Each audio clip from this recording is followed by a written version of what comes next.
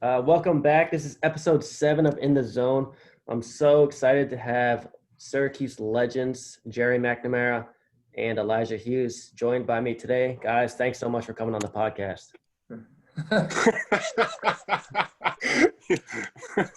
Yo, Legend thanks, status. Legend status, E. You heard him, right? I don't know if Eve's there yet, but I'm not there yet. Thanks for I'm having happy us. to be here. I'm yeah. happy to be here. Thank you. Just wanted to talk NBA Finals quickly. I'll give my one opinion, and then I'll have you guys take the floor. But obviously, the Heat have the two best players on the floor tonight. But I think Miami then has the third, fourth, fifth, sixth, seventh, and probably eighth best player with their roster before, the Lakers have probably the eighth or ninth best player. But I want to know what you guys think is going to happen in this series and what are your predictions. So whoever wants to start can go ahead. You got the Lakers guy now. That's That's Right, bro, he probably thinks LeBron's going to average 40, 20, and 20, and they're going to sweep 4-0. But no, first of all, take a step back. You trying to be funny or like you being serious when you said that whole? No, I was being serious. Bro, so LeBron's not the best player on the court? No, I said LeBron and AD are one. Well, you said Miami. Theoretically, you said Miami has the 1 and 2 best. Right, that's what he said, right? No, I said LeBron. Miami also has 2 through or 3 through. Okay, Right, bro. I thought I had LA said. I thought I had two. said LeBron and AD were 1, 2, and then Miami has 3, 4, 5, 6, 7. And maybe You didn't 8. say that. You didn't say I that. thought I did. Okay, keep going. But, bro, I got Lakers in 6. Lakers in 6. I'm curious to see how that zone is gonna work against the Lakers. I don't think they've seen a zone like that. So I'm just curious to see that. I think LeBron's gonna still be LeBron. AD's gonna be AD. But Lakers in 6. That's the prediction, E. Yeah, Lakers in 6. I'm also curious to see how the zone works. I think when LA has gotten in trouble is when they haven't shot it particularly well. Right. When they've been really, really good, you see guys like KCP. Right, exactly. An impact. Rondo came in. I don't know if it was game 1 or game 2 last series. I thought he dominated an entire second half stretch. Right. But this Miami team is they're fun to watch. I mean, they're, and the great thing about it is, and you guys both played, for me and worked under me. And obviously we've moved past that relationship into friendship. I think the one thing that I really appreciated about the way Miami plays is how unselfish it is. Right. It doesn't matter what night you have. Jimmy Butler could be the guy in game 1, and then, it's Tyler Hero has had his career game. Goran Dragic has been outstanding. No one's really kind of talking about it. Bam has a career night. And it seems like regardless of who does what, they're all okay with it. Exactly. It doesn't matter for them. And I think that's been kind of the most refreshing thing of watching this entire thing unfold is not just how well they're playing as a group, but more so it seems like off the court, the credit, it doesn't matter. I think Jimmy Butler's found his perfect fit. He's taken a lot of criticism over the years, but I think he was looking for a group of people. The great thing when you hear that these guys talk about Tyler here, and I heard Coach Spo talk about it, is he did that. He'll deflect, praise to other people, but he's worked that hard to be ready for a moment like this. And I think that's what Jimmy Butler's been working for, a certain group that had a certain level of work ethic and intensity and unselfishness, that it's kind of been the perfect fit. So like you said, Belb, you obviously, I think on one side you have LA, who's this juggernaut, and AD and LeBron, who are just as good as it gets, 2 first team All NBA guys. And then on the other side, you have this great unit who's just playing so well together right now at the current. Right. I'm not huge on KCP and Kuzma, but like you said, I feel like it'll be on those two guys to be able to make shots, and if they can make shots, then I feel like LA will have the advantage. But well, it depends. I mean, you think about it this way, Bill. Those guys are going to create mismatches. So if you have a stretch in either one of those 4 quarters in each game where KCP could hit 2 threes, or Kuzma could hit 2 threes, Danny Green could step in and hit 2 threes, those stretches are huge for LA because it alleviates some of the pressure for LeBron, for AD, and now can you create the scenario where they're working in more space because you have to draw more attention because Danny Green's hit 2 threes, because Casey's hit 2 threes. Those are the stretches that LA can, before you know it, go on that 14-2 run in the first and the third or late fourth. I think what they've done as far as a run standpoint, they can go blow the doors off in 2 separate runs. And a lot of times it's because those particular guys have hit a stretch of 2 threes. You know more about the NBA game than probably both of us, Elijah and I combined. You've been around it. But what have you heard about like the Heat culture that they kind of talk about, and that they always just have such a great group of guys who are willing to be, so unselfish and just play the game of basketball the right way? Well, he's going through it right now, and it's a little different scenario than when I was going through it as far as hitting the draft process. But normally, this time, would have been passed by now, but you would have been doing the circuit. You would have been doing your workouts here, your workouts there. Before you knew it, you'd forget what city you're in. Right. But even when I was going through my process, you would hear guys talk about, man, have you been to Miami yet? Yeah. It's crazy, that run in, I think with Pat Riley and the success that he's had, and really more so than anything, it's the standard in which he sets as far as what you're expected, what's expected of you as someone that is going to be a part of this organization. I think they pride themselves on, you hear these guys, it's kind of been overkill how much we've heard it over the last few weeks, but, conditioning, toughness, grittiness, togetherness, it's almost like a culture you're trying to build in college. I think that's the difference with what they've done. I think you see more of a college type atmosphere and organization as far as who we are from top to bottom, what's expected of you. It's a lot of what we try to do at the college level. Yeah, I'm not sure if you've played against them, Tyler Hero, or if you know him. You guys are around the same age, but Gia, I know you've probably seen him on the circuit when you were recruiting a couple times. Are you surprised at how well he's playing at such a young age, only 20 years old, scoring 38 points in the playoffs? How hard is that to do at only 20 years old, score that many points? I don't know him. I never played against him. But you could just tell he just has a certain swagger about him. I know some of the guys in Miami Heat I've talked to, and they just like his swagger about himself is just like through the roof. He comes to the gym every day. He thinks he's the best player on the court. So just his attitude, his approach is just different. And it's really unlikely to see that in guys our age, like 22, 21. So I think that's what kind of separates him. And then he goes out there and he works his tail off as well, just from hearing people talk about.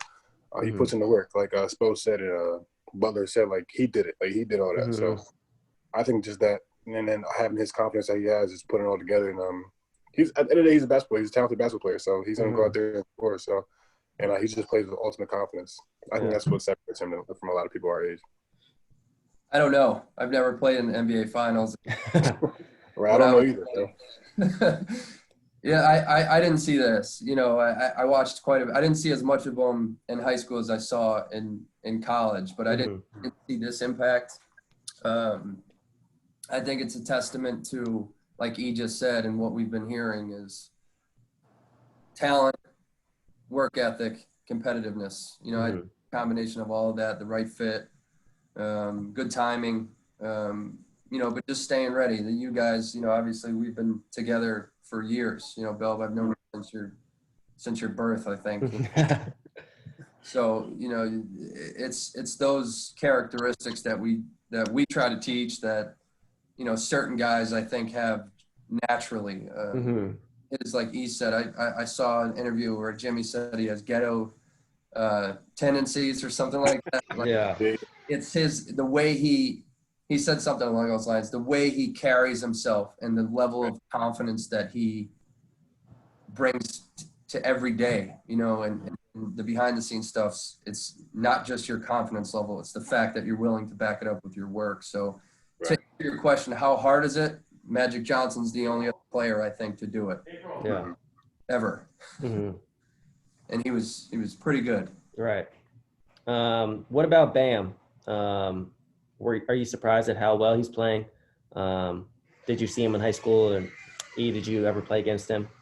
Yeah, I never played against him. I've seen him play a few times up close in high school, just from being in the same tournament and stuff like that. But I didn't see this at all. I didn't see – in high school, he was more just like a dominant big man, just get the ball down low, just turn around, dunking on everybody. But now he's bringing the ball up. He's starting the offense, doing all that. So he just looks – he's just gotten so much better. And even at his time at Kentucky, he wasn't really ball dominant. He didn't have the ball a lot.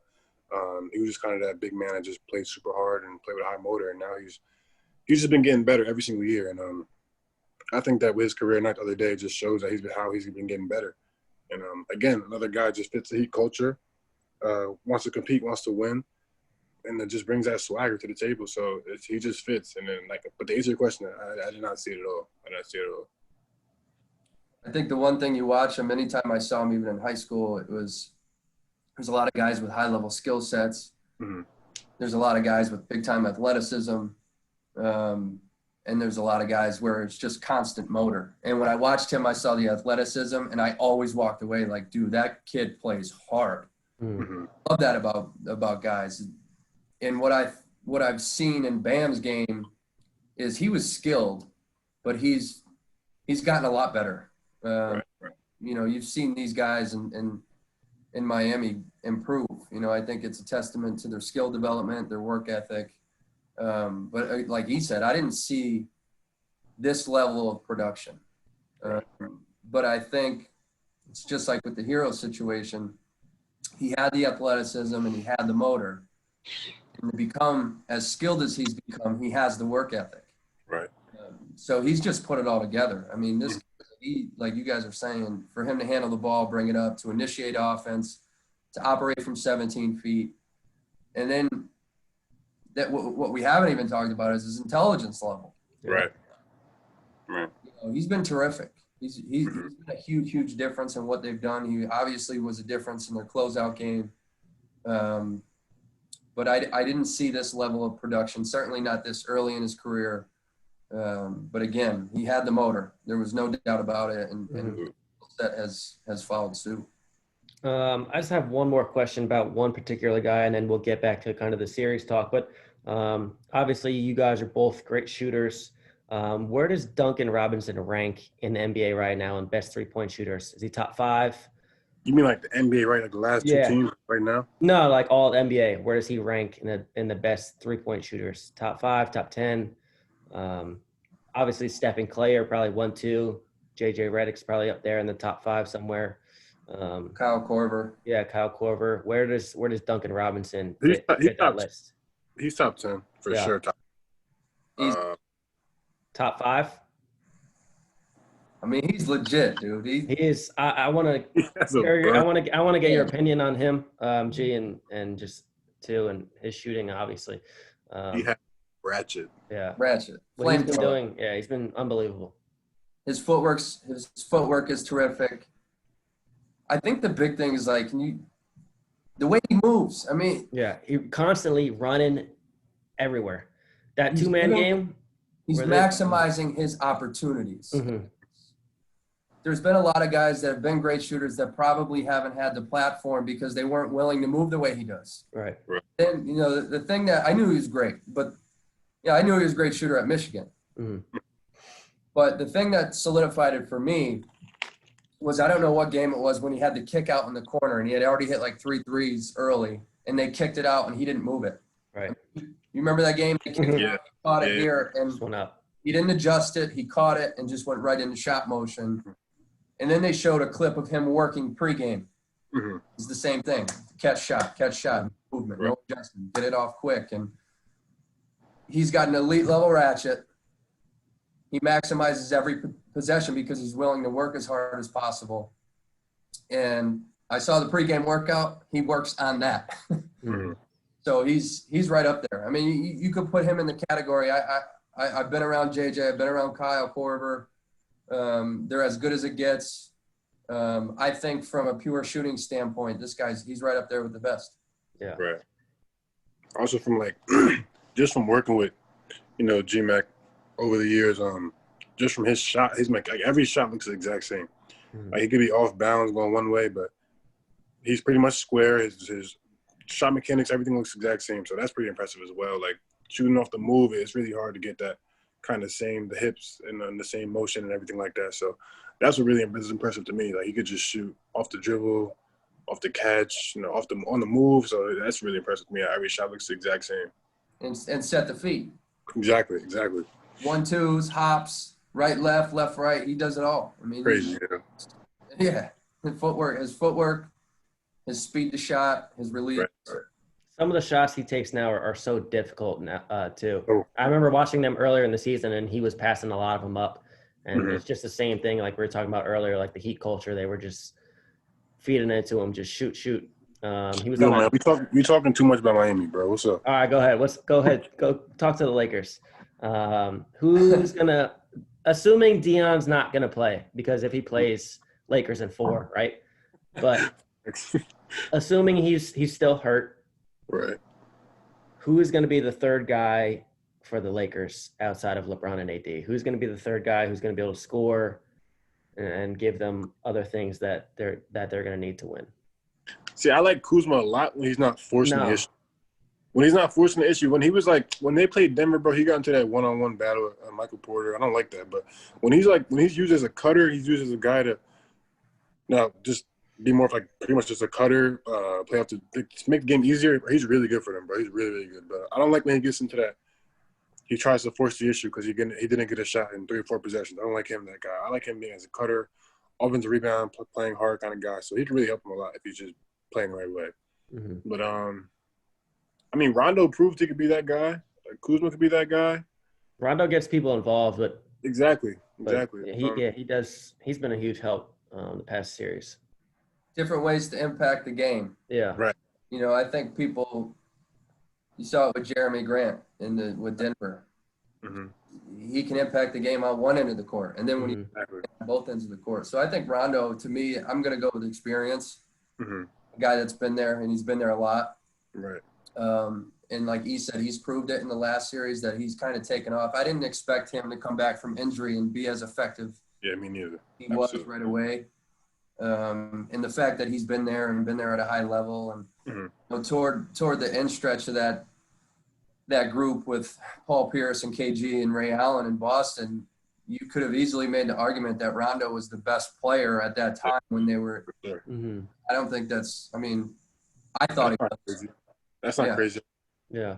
I don't want to sound crazy. I thought he was the best player. I thought he was. I'll take. Best. Oh yeah. I think so. I just hate Paul Pierce. I think because he's been there, he's been in that situation. He just proved it off the, right. Pierce better than LeBron though. What'd you say? According to Paul. LeBron's not top 5 according to Paul Pierce. Right. That's what it is. Yeah. But I agree with you, E. I hadn't seen Kuzma and really broken down his game to the level that I probably would have if I watched them more until the playoffs. But he's a terrific cutter. Terrific. When he plays fast and he's quick off the ball, he's crafty around the rim. He's a good open shooter. I did think he, like you said, I thought he did kind of get back and forth with him, Porter Jr. a little bit. But, I still think the X factor for the Lakers, because I think AD is going to have his games. I think LeBron's going to have what he always has, is a triple-double. He's criminally, I don't know how to say this, he's criminally underrated or undervalued. Right. We've had this conversation. The three of us have had this conversation. E, I know you're a huge LeBron James fan. I'm a fan of excellence. Right. I feel like my generation was so threatened by LeBron because it was too early to have a conversation, especially after Kobe, that a guy could be in Michael's category and jump to say he's not Michael. Different. I love watching excellence. This guy's been terrific. He's been terrific for a long. Is this his 10th finals? Yeah, 10 out of 11. Bro, don't do that. Is that good? I'm not sure. I think Belly just hates LeBron. I'm not a LeBron hater. Bro, that's exactly what you are, bro. You just hate LeBron. It's all right. No, I don't. I'm a huge Kawhi Leonard fan. That's why you think I hate LeBron. But bro, imagine, where did Kawhi go in their closeout game? We're not talking about that right now. No, I'm just asking. I'm really just asking a question. It was like he's supposed to know, Bill. Paul George was battling mental health problems. Bro. So their team was. All right, bro. All right. I want to get back to experience real quick. Like we talked about with Rondo, and then you see Iguodala go in and hit 5 threes the other night. For both teams, how much does experience play? And Iguodala's been into 6 straight finals, by the way. So he might beat LeBron's record. But how much does experience play right now? I think the experience is huge right now. I was talking to somebody the other day, and I think no one understands the value of like a game one better than LeBron James. Like he just knows like game one, you don't mess around, you don't BS. Like you go and you got to slap them in the face right away, and that kind of sends a message, and it gets. The Lakers are probably going to BS and lose a game or 2 games just from them being the Lakers sometimes and just being sloppy and not being themselves. But that game one is so crucial, and LeBron, nobody understands that better than LeBron. That's why the whole J.R. Smith thing, when he didn't know the time, he was so upset because game one is really valuable. People don't understand that. And so I think experience plays a huge part in it. And I think that, yeah, Miami's going to be Miami, but some of the younger guys are going to kind of be a little rattled by what they're getting themselves into with the Lakers. I think it could play a huge role in this. You know, Iguodala, who, by the way, is like a great person. He's one of the nicest people I've been around, good guy. So I was really happy for him. I'm really happy how his career turned out. He's had so much success. You know, I think the one thing to watch out for is, you know, you watch some of these Miami games is they don't go away. Right. And if the Lakers are going to have a 14 to 16, 20-point lead, whatever it is, Miami's not going to stop playing hard. Mm-hmm. And the way they shoot it and are capable of in stretches of shooting it, we've seen time and time again that this Miami team can face a double-digit deficit. And the way they're constructed and the way they're built, they're just going to continue to play. Right.